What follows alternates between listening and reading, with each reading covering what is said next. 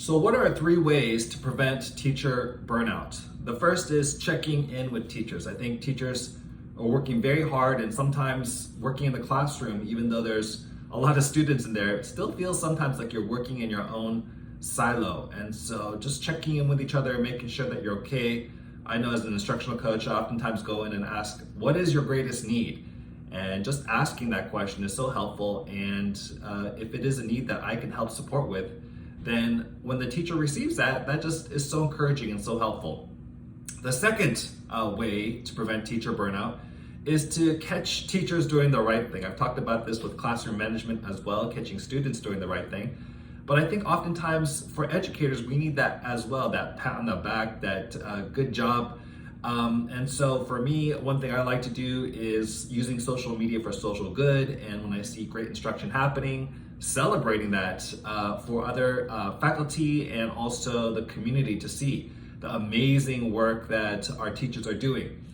In fact, I know of one educational leader, when I've done something well, this person will give me a phone call, actually call me up and say, hey, I just wanted to let you know that was a great this or a great that. And I gotta tell you, it's really encouraging. Even if that person just leaves a message on the phone, I was thinking about you, that's really encouraging. And that's another way to catch a person doing the right thing. The third way to prevent teacher burnout is to help connect what the teacher is doing to their purpose. So I was just reading this book called Leadership in Education by Marian and Gonzalez. It's one of the books that we're using for an ed leadership class, an organizational leadership class that I'm teaching. And they have like this chart in here. It's basically looks like Maslow's hierarchy of needs, but they kind of convert it to organizations. And at the very base is pay. And once again, pay is important.